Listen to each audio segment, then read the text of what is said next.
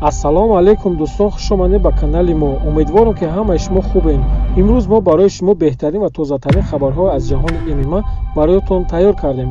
пас дар ягон ҷо баҳз зур нишинем, мо боша видеоролика сар мекунем. рафтем. яке аз варзишгарони вазнинтарини русиягӣ Александр Емеленко интизориҳои худро дар рӯзи 23 январ байни Конор Макгрегор ва Дастин Порье дар UFC 257 нақл кард. биё суханоиро гӯш мекунем. вақтҳои охир Конор Макгрегор тавониста собиқадори камбағал Дони Серроneро ба итмом расонд, дар ҳоле ки Порье доимо ба қафас даромада исбот кард ки ӯ беҳтарин шудааст. иродаи пирӯзӣ бартарӣ аз асосии Порье дар мубориза мебошад. ба назари ман хислати ӯ нисбат ба хислати ирландӣ бештар ботаҷриба аст. дар хотир доред ки чӣ гуна ӯ бо Холливей мубориза бурд ва он замон хеле хунсар ба назар мерасид ва бо боварӣ масъаларо ба пирӯзии худ овард.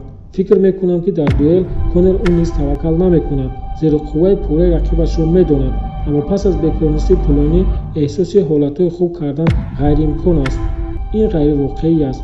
Макгрегор ба назари ман бештар асабонӣ мешавад ва ин ба мағлубият оварда мерасонад. ва фикри ман ин аст ки Дастин Порье ин бегоҳ ғолиб мешавад, гуфт Емельянко. хотиррасон мекунам ки муҳорибаи Дастин ва Конор рӯзи 23 январ дар турнири UFC 257 дар шаҳри Абу-Даби баргузор мегардад. ки ғолиби ин ҷанг мешавад? ҳатман фикротон дар комментария нависед. ин буд якчанд хабарҳо аз ҷаҳони ММА. бо мо буданро фаромӯш насозед. хайр.